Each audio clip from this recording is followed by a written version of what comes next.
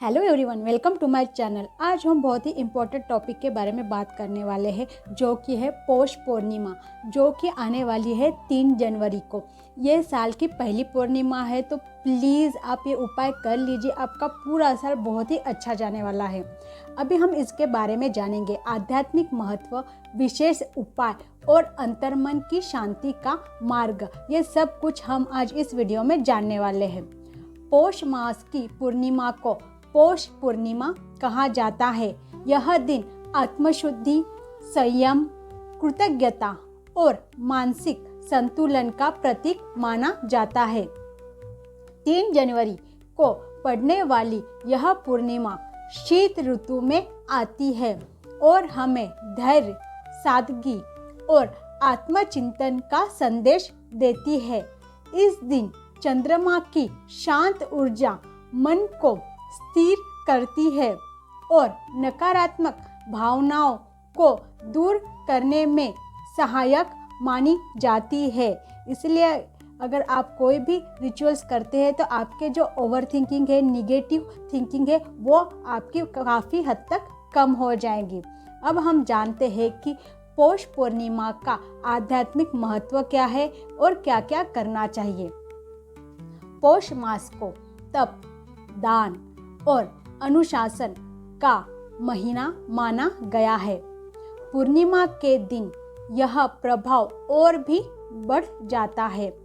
मान्यता है कि इस दिन सच्चे मन से किए गए छोटे छोटे पुण्य कार्य भी जीवन में स्थायी शांति और सकारात्मकता लाते हैं।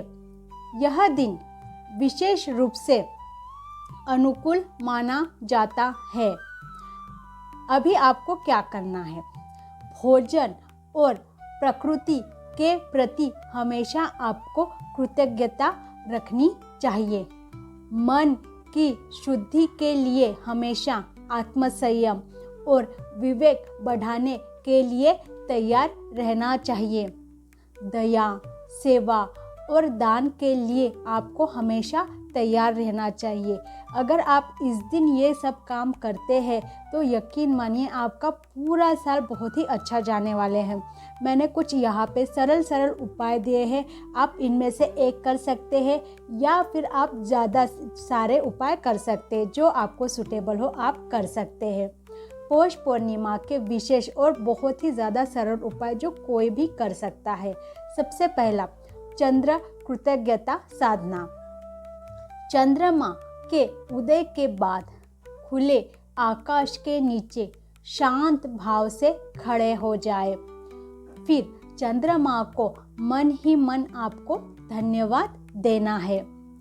अपने मन का कोई एक भय, चिंता या क्रोध छोड़ने का संकल्प लेना है।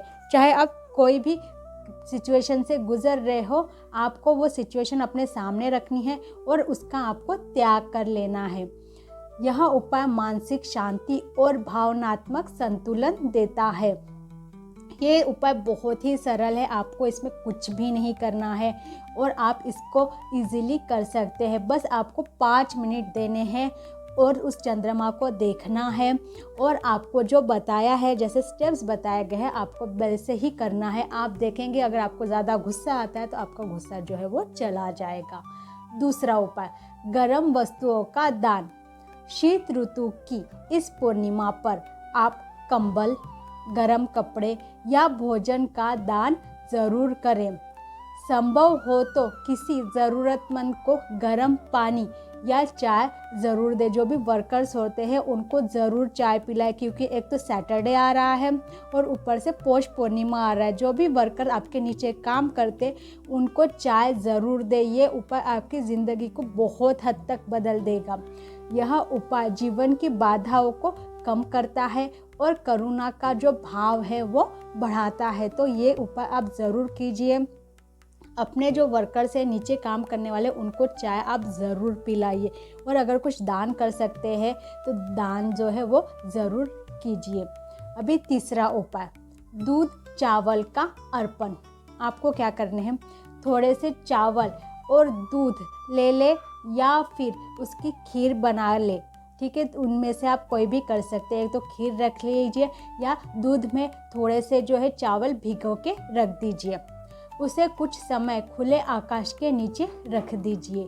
बाद में गाय, पक्षी या किसी ज़रूरतमंद को ये खीर या ये जो चावल रखे हैं, दूध के साथ चावल है, ये आपको दे देने हैं। अच्छा होगा कि आप किसी गाय को दे दे या फिर कोई पक्षी आता है तो उसे दे दे। यह उपाय घर में सुख, शांति और समृद्धि से जुड़ा हुआ है। आपके घर में सुख आएगी, शांति आएगी, समृद्धि आएगी और आपका घर जो है वो खुशियों से भर जाएगा। अभी हम बात करते हैं चौथे उपाय की, जो कहा है मौन साधना आत्मबल बढ़ाने के लिए। रात्रि में कम से कम 1 घंटे का मौन आपको ज़रूर रखना है। इससे आपका जो है आंतरिक जो ज्ञान है वो बढ़ेगा। मोबाइल और अन्य विकर्षणों से दूर रहे, जैसे टीवी, मोबाइल से दूर रहे। शांत बैठकर श्वास पर ध्यान दें या अपने विचार लिखें, ये आप कर सकते हैं।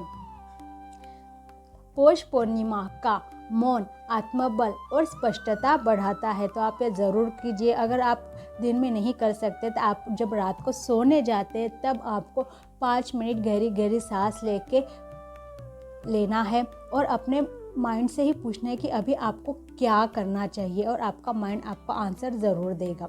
5वां उपाय है तिल युक्त स्नान। सुबह के समय गुनगुने जल में कुछ बूंदे तिल के तेल की मिलाएं और फिर आपको शांत भाव से स्नान करना है। इससे क्या होगा? इससे तिल को पौष मास में विशेष माना गया है। यह रक्षा और सहन शक्ति का प्रतीक है। ये बहुत ही छोटे छोटे उपाय है, आप इसको ज़रूर कीजिए, लेकिन ये छोटे उपाय आपकी जो है ज़िंदगी कम्प्लीटली चेंज कर देंगे। और आप दिन भर एक सरल भाव मंत्र जो है वो बोल सकते हैं। एक बार कम से कम 21 बार इसको आप ज़रूर बोलें। जब चंद्रमा के सामने बोलते हैं तो बहुत ज़्यादा इसका इफ़ेक्ट आएगा। आपको मन में या धीमी आवाज़ में यह भाव दोहराना है। कितनी बार? 21 बार, ठीक है। और ये चंद्रमा के नीचे आपको करना है और आपको बोलना है, मेरा मन शांत हो, मेरा कर्म शुद्ध हो और मेरा हृदय कृतज्ञ रहे। ये आपको बोलना है। मंत्र संख्या से अधिक भावना महत्वपूर्ण है, ठीक है। आप कम से कम 21 बार बोलिए। उसके बाद आप गिनती करना छोड़ दीजिए। अगर आपको लगता है तो आप और से 5 मिनट जो है वो बोल सकते हैं, लेकिन मिनिमम आपको यह जो सेंटेंस है वो 21 टाइम्स बोलना है। पौष पूर्णिमा बड़े अनुष्ठानों का नहीं बल्कि सरलता और सजगता का पर्व है। 3 जनवरी की इस पूर्णिमा पर किया गया छोटा सा दान, मौन, सेवा या कृतज्ञता का भाव भी गहरा प्रभाव डालता है। जैसे चंद्रमा बिना प्रयास के प्रकाश देता है, वैसे ही जीवन में शांति स्वाभाविक रूप से आती है। पौष पूर्णिमा आपके जीवन में स्थिरता, स्पष्टता और सकारात्मक ऊर्जा लेकर आए, यही मेरी शुभकामनाएं हैं। अगर आप चैनल पे पहली बार आए हैं तो please this is a humble request कि आप चैनल को लाइक कीजिए, सब्सक्राइब कीजिए और शेयर ज़रूर कीजिए ताकि और लोगों को भी इसकी जानकारी मिल पाए। Thank you so much for watching this video.